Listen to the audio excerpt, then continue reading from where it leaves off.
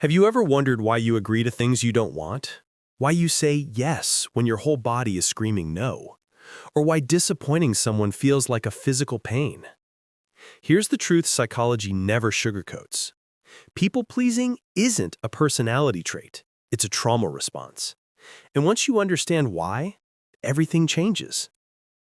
A lot of people think people-pleasers are just nice, helpful, or easygoing. But in reality, inside, they're exhausted, burned out, stretched thin, and terrified of conflict or rejection. This isn't about kindness, it's about survival. Today, I'm going to break down the real psychology behind people-pleasing in a way that finally makes it make sense.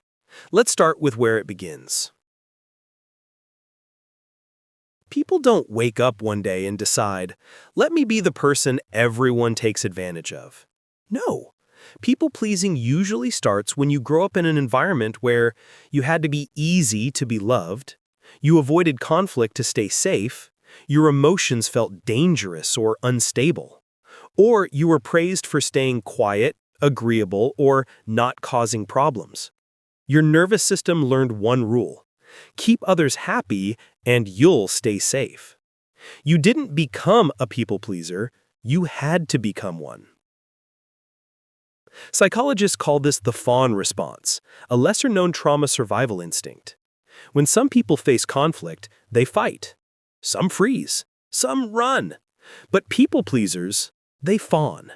They soften their voice. They over-explain. They agree to anything.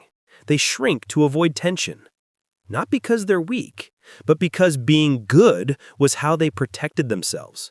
Your brain learned to avoid danger by avoiding disappointment. Here's how you know it's more than just being nice.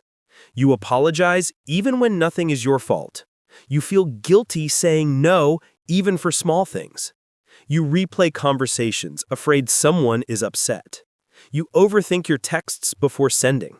You avoid expressing your needs. You feel responsible for other people's emotions. You agree to plans you don't want and resent them later. People think people-pleasers just love helping. But the truth? You're afraid of what happens if you stop. Most people-pleasers were raised in homes where love was conditional. Maybe you had a parent who was angry, unpredictable, or cold. Maybe you learned that being the easy child kept the peace. Maybe you had to earn approval.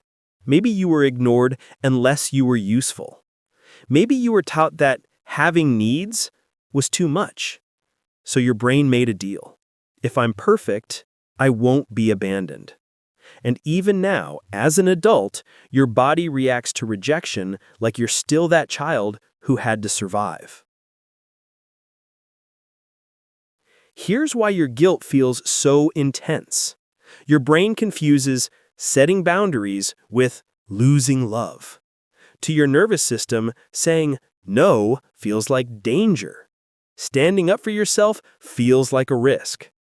Being honest feels unsafe.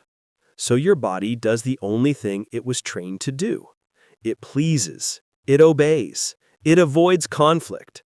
It keeps the peace even when it destroys your peace. Here's the part that matters. You can unlearn this. Start with small steps. Pause before saying yes. Give yourself 3 seconds to ask, do I really want this? Practice tiny boundaries. Not huge ones, tiny ones. Like, I can't today, but maybe next week. Let people be disappointed. Their reaction is not your responsibility. Remember this truth.